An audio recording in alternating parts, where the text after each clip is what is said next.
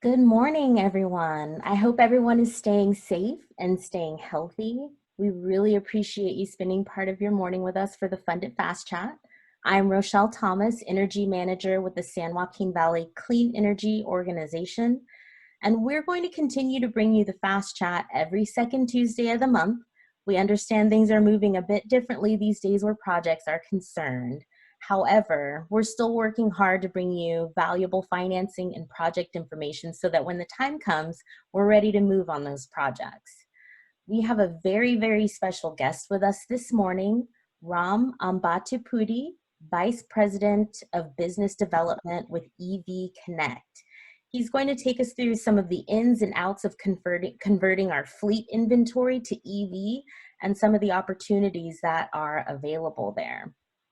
So before I turn things over to Ram, I've got to do our housekeeping really quickly. Please note all of your microphones have been muted upon joining the call. If you have any questions at all throughout the presentation, I encourage you to go ahead and submit them through the chat box. You can do that at any point. I also encourage you submit your questions as soon as you think of them, because if you're anything like me, you might forget. We'll designate time at the end of the presentation to address those questions. So that's all I have for housekeeping. I'm going to go ahead and turn it over to Ram. Great. Thank you very much, Rochelle. As I pull this presentation up, I wanted to thank everybody for joining us today. Hope everyone is safe and healthy. And it's our pleasure to do a quick primer for everyone on electric vehicles and electric vehicle charging. As Rochelle mentioned, my name is Ram Ambatipudi, and I'm joined on the line today by Rob Sham as well of EV Connect. Good morning, everyone. So just as a quick high-level introduction, I think we all know that the number of electric vehicles and the number of corresponding charging ports needed to support the growth in EVs are expected to increase exponentially over the next 10 years. The COVID virus has presented a speed bump on the road to increased EV growth. This year, we're expected to have about 1.2 million EVs sold compared to about 2.2 million in 2019. But as soon as this episode is in our rearview mirror, the growth in EV sales is expected to pick up as a lot of new models are coming from various automakers into the market, and the new segments such as trucks and fleet vehicles are also going to be coming to the market. As a result, there are expected to be almost close to 2 million charge ports that will be required by 2030 to support both public level 2 charging, workplace charging, and DC public fast charging as well. So just a little bit about EV Connect. We're a 10-year-old company founded in 2009. I'm proud to be one of the original co-founders of the company. We have raised about $24 million in funding with our last round closing in Q4 of 2019 with the Mitsui as the lead investor. Our mission is very simple: to provide flexible and open technology to optimize the EV ecosystem. We are not a manufacturer of charging stations. Rather, we've created a software network platform to help manage charge stations and the overall EV charging infrastructure. To date, we have over 7,000 plus charging stations under contract. And as you can see, we've worked with virtually every customer segment, from workplace charging to multi-unit dwellings to fleet vehicles as well as worked extensively with the public sector, as well as utilities across the country. We have also worked with several of the SJB CEO members over the years, and look forward to continuing to work with all of the members. So what do we do? As you are thinking about how to support electrification for your members, for your organizations, there's a lot of questions that arise. Things like, where should we put the stations? How many stations should we have? How will it affect our electric bills? How do we ensure that the process is simple for drivers? These are all very valid questions, and really what we focus on is to make it easy to provide EV charging for your constituents. So we act as a nexus that connects several stakeholders to provide an easy overall experience. First and foremost, we interface with the charging stations themselves through a certification process where we work with multiple manufacturers and models of charging stations, from the slower level 2 stations to the more faster DC fast charging stations. We are able to communicate bidirectionally with those stations, and as a result, we can control the stations as well as get data back from the stations, do diagnostics and online assessment of any issues with the stations. Secondly, we interface directly with the facility owners that are deploying the charge stations and provide them with tools to understand the stations that are deployed, including the uptime, the availability, setting up driver groups and access policies and pricing policies for the stations.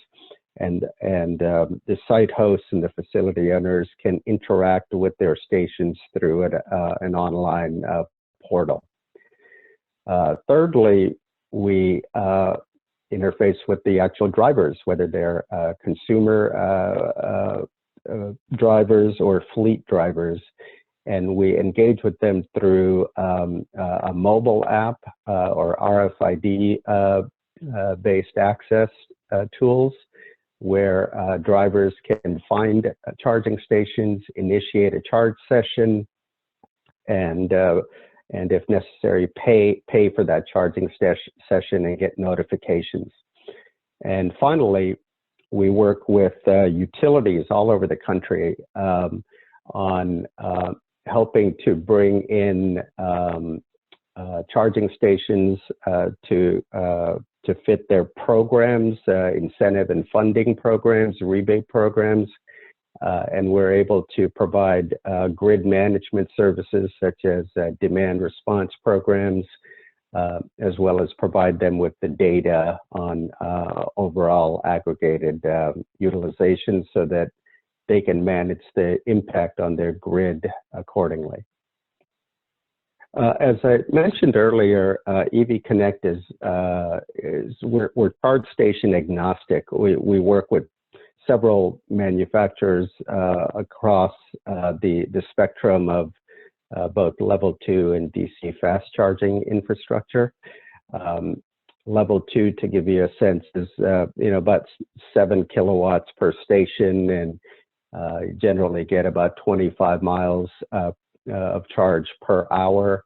DC fast charging can range from 50 kilowatts up to 200 kilowatts and more, and it provides a much faster charge, albeit it more expensive to install at the site.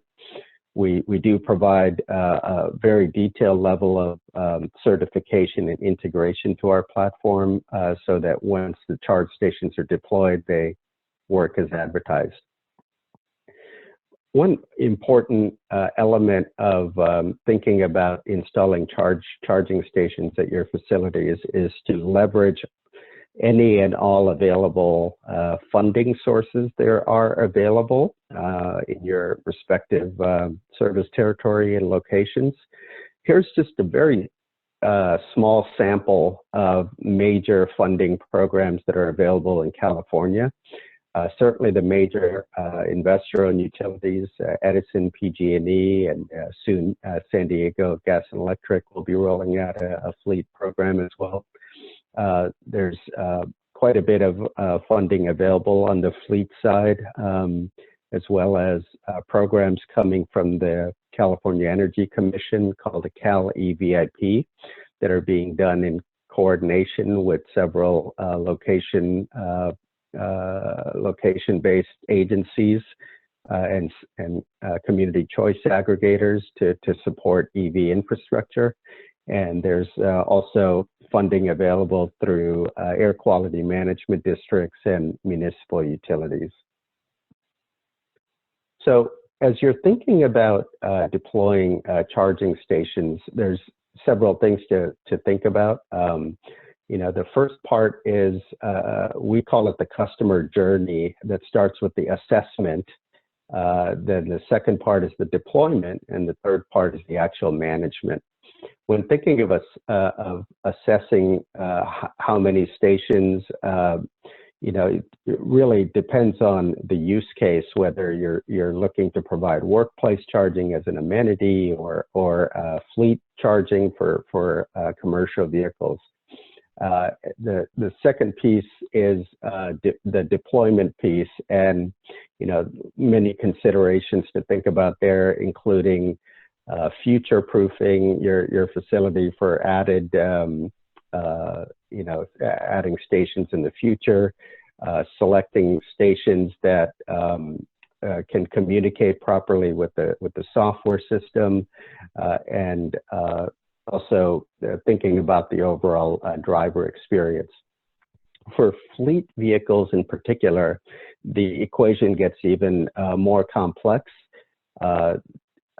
You know, some considerations could include thinking about what type of fleet vehicles, whether these are light-duty vehicles or medium or heavy-duty, what kind of routes do they typically run, can charging be done inside of a depot, or will it require additional charge stations to manage, and then also the driver experience around that. And then once the charge stations are installed and commissioned, there's considerations around who gets access to them, how will you price the stations, and how will you monitor the stations and service them when they go down. And that's a sampling of considerations. And once again, for fleet stations, that includes energy management considerations around peak load management, load balancing, reporting, and other factors. And then in terms of the management of the stations, we provide a couple of different options. One is call it a self-serve option, where we would train you on the management of those stations through our platform. And then the other one is a much higher touch opportunity, where we consult with you and help set up the stations and manage them proactively. And I'll close with just a couple of screenshots of the management platform that shows a dashboard where you can get an instant understanding of you know, how the charge stations are being used, when they're being used, how much energy is being dispensed. And then I mentioned a mobile app to interact with drivers. This is some screenshots that show how you can find and locate stations, initiate sessions, and set pricing policies.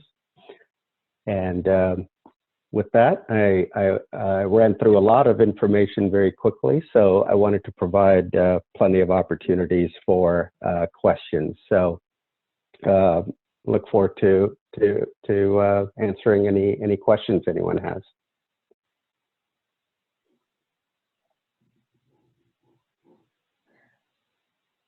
Ram, this is Rochelle. I'm minding the chat box here. I see a question here from Lauren Seymour. Her question is the subscription to their platform an annual or a monthly fee? The subscription to the platform is done on an annual basis. And we also provide a multi-year option as well that can range from a single year up to 5 years of license to the platform. Awesome, thank you so much. You have any other questions? I don't see anything coming through. Maybe one other, since a lot of the folks, your member are public agencies, we've seen a lot of activity with fleet electrification across various public sector agencies. That includes both light duty vehicles, passenger vehicles, as well as a lot of school bus and transit electrification. And each of those are very unique use cases that require really good understanding of how to bring that overall solution together. And we're happy to work with you to help think that through and design the solution. Wonderful, awesome. Well, thank you so much. I think we're just about, I have one more question here from Cody, I believe it's Brophy. Do you have a list of recommended maintenance or repair techs? We do. We handle the service, repair, and maintenance of charging stations, and have a network of contractors across the state, and then for that matter across the country. Feel free to contact either Rob or myself via email, and we'd be happy to discuss that with you specifically in your service territory. Awesome, thank you so much. Well, as usual, we always, following the Fund It Fast chat, we will send out a follow-up email with links to any resources we may have touched upon during the call. And also we'll make sure that we provide everyone with the proper contact information here. So if you can't hurry up and jot it all down now, don't worry. We'll include it in our follow-up email after the call, usually early afternoon. Did you have anything else, Ram? We're just about at time. I'll go ahead and close us out. No, I'll be happy to share this presentation with you that you can send out to anyone that is interested to receive it, and appreciate the opportunity to speak with you and your organization. Perfect. Thank you so much. I'm going to go ahead and switch us over here. There we go. Oops, still on the last slide. Okay, I'll go ahead and close this out. As always, we appreciate everyone for being with us this morning. Thank you again, Ram, for providing this information and for sharing with us this morning. There's been a lot of interest in the EV area among our partners, and so I'm really glad that we're able to provide that this morning. Like I mentioned a moment ago, please look out for our follow-up email later on today. That's going to include resources, contact information, and also a link to the recording of this fast chat, just in case you wanted to loop in anybody that maybe wasn't available during this time. We also invite you to connect with SJV CEO on social media. We're on Instagram, we're on Twitter. You can also find us on, connect with us via email or on our website. Again, our sole purpose is to connect you with resources that'll help you get your projects done. Again, I encourage everyone to share the Fast Chat with your friends and colleagues. You never know who might benefit from this information. Our next Fast Chat is on the calendar for May 12th at 10 a.m. We will announce the topic very soon. In the meantime, if you'd like to listen to any of our past Fast Chats, you can find them at sjvcleanenergy.org. Again, that's sjvcleanenergy.org under the resources heading. Thank you again. Have an awesome week and stay safe.